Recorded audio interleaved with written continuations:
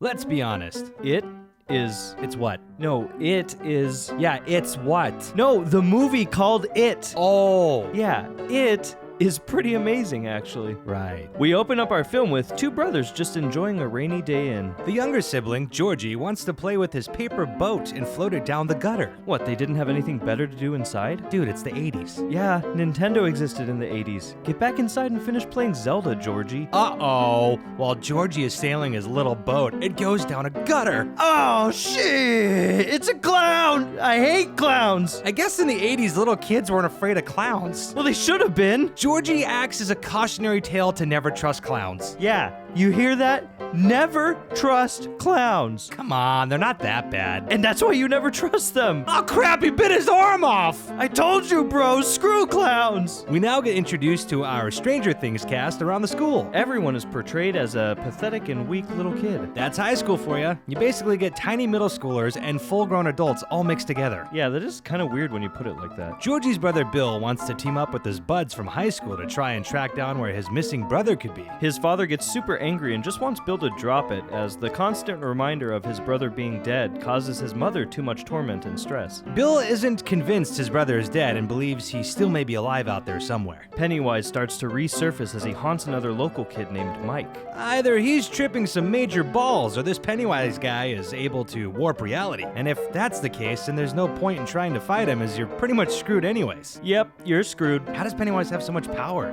Where does it come from? Is he an alien? No, it's because he's a clown. Another kid named Ben is researching morbid gore content before it was popular online. What a hipster. Turns out his 80s version of Rotten.com summons Pennywise. What did you think would happen looking at that stuff? Some bullies start antagonizing Truffle Shuffle when some adults drive by, completely ignoring the obvious violence going on in front of them. Jeez, these kids are worse than the clown. Seriously, I'd rather be eaten by Pennywise than be carved up by Mullet Boy over here. Bill and the boys are down in the sewer tunnels trying to look for clues as to where the missing kids of the town are. While sifting through sewage, the boys get into an argument as to why they're down there to begin with. Yeah, apparently they should be having fun during the summer and not helping Bill find some closure in knowing what happened to his more than likely deceased missing brother, Georgie. Jeez, what is with this town? The bullies try to murder you, and your friends have zero compassion in helping you while going through traumatic suffering and just want to play on tire swings. Oh, and don't forget the demonic clown that is actually killing kids as well. Yeah, that too. Screw this place, I'm out of here. A friend of the kids named Beverly helps them steal some medical supplies to clean up their new friend, Ben. Turns out she's a nicotine fiend and is a rabid chain smoker. I guess that's the retro version of kids vaping nowadays. History really does repeat itself. Turns out she smokes because she has a messed up past herself. What would you expect from this town after all we've seen? Of course she has a messed up past. Beverly ends up tripping major balls in the bathroom when a massive blood geyser bursts from her sink and douses the entire room in red. When her dad walks in, we come to find out that it's all in her head and is just another demonic prank Pennywise is pulling. Ah, so he doesn't warp reality per se. He just acts as a form of shrooms that get telepathically shoved into the brains of his victims. Precisely. So Pennywise is making his rounds, just utterly horrifying this group of kids for some reason. That was probably the scariest scene of the movie yet. Bro, imagine your mom's basement flooding and then you see your dead brother talking to you as he decays in front of you and some demonic clown rises out of the water and makes a screaming dash towards you. Bro, stop! I can't handle this! My mom's basement flooding would mean I don't have a place to live anymore and play World of Warcraft. After these hallucinations, the friends all get together to help Bev clean her bathroom after her first period.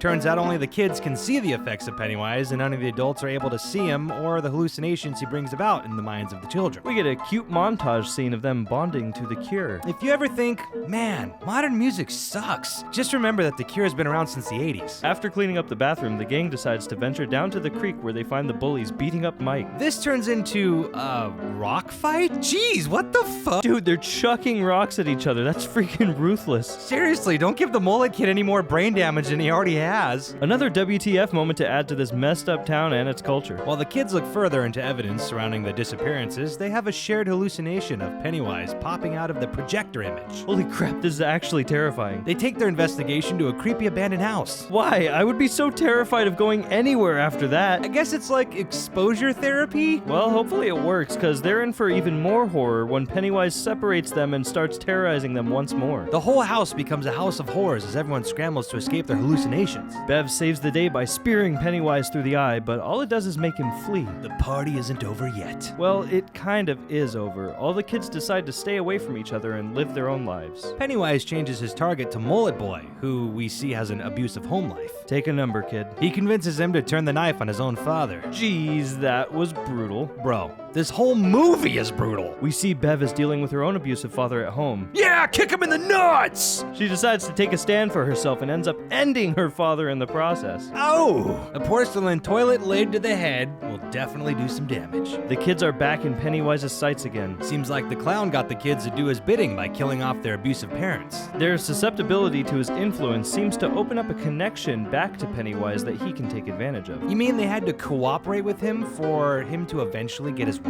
I guess. I guess the other kids he was able to capture and eat must have given in to him as well. Yeah, Georgie gave in trying to get his boat back. Oh wow. It's like evil has no control over you unless you give in to it and allow it to have influence over you. What a philosopher Stephen King is. Anyways, Bev gets taken by Pennywise and the boys set out to find her. Jeez, Pennywise is going after people with already terrible lives. Yeah, at least Jigsaw would go after people that kinda deserved it or needed to be taught a lesson. Yeah, and Jason went after promiscuous teens. Wait. Anyways, all hell breaks loose down in the sewers as the gang runs into Pennywise, sucking the face off of Stanley. I wonder if this is what actually goes on down in sewers. No way. Have you ever been down into the sewers? Well, no. I rest my case. Holy crap! The most insane final boss fight takes place, and then we realize that Pennywise's entire point of existence is to just feed and then hibernate. He's like a big bear. Ultimately, no one wins in the battle as the kids realize they are no longer afraid of the clown, and he just disappears into a deep hole. Well, that does it. Guess we never have to worry about this clown ever again. True.